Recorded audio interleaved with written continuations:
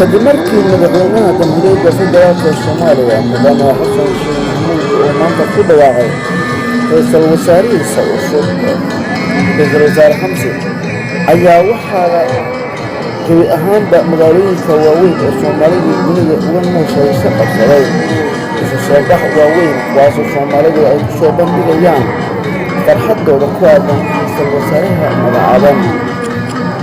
haddaba ra'iisul wasaarahan ayaa waxa uu noqonayaa kii ugu horreeyay ee dowladda federaalka Soomaaliya oo yeelata kaasoo ka soo jeeda beelaweynta Ogaadeen. ra'iisul wasaarahan ayaa waxaa ku soo aaday xilli adag iyadoo dowladda Soomaaliya ay wajahayso caqabado adag kuwaasoo uga imaanaya dalalka waaweyn qaarkood.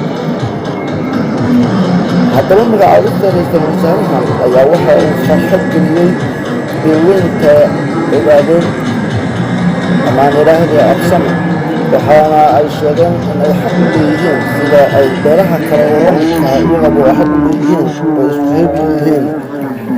ra'iisul wasaarahan ayaa waxaa looga fadhiyaa inuu ka helo codka aqlabiyadda jamhuuriyadda federaalka Soomaaliya baarlamaankiisa golaha sare iyo weliba golaha hoose. haddaba sidee u aragtaa ra'iisul wasaarahan magacaaban?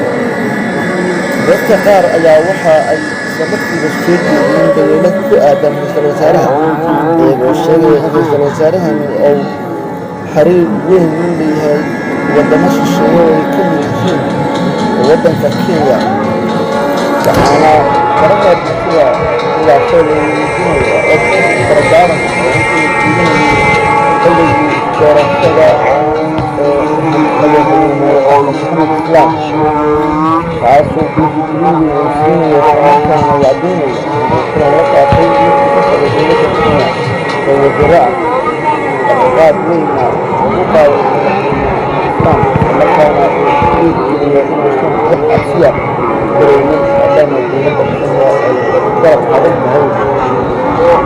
iyadoo arrintaas ayaa madaxweyne Xasan Sheekh Maxamuud maanta ku dhiibsaday inuu magacaabo ra'iisul wasaaraha baraha bulshada agtiisa lagu gudbinayo. dhanka kale Soomaalida inteeda badan ayaa waxa ay sheegeen in ay muhiim tahay in la xiriiriyo meel kasta oo Soomaaliyeed maadaama beelaweynta Ogaadeenna ay ka mid yihiin beelaha ugu waaweyn ee Soomaaliya islamarkaana iyaga 3 waddan. haddaba sidee u aragtaa ra'iisul wasaaraha magacaaban? madaxweynuhu ku saxayn mise isleedahay codka aqlabiyadda baarlamaanka ku heli doona? fadlan hoos noogu qor sida aad dareemayso iyo waxa aad u malayso in baarlamaanka lagala kulmi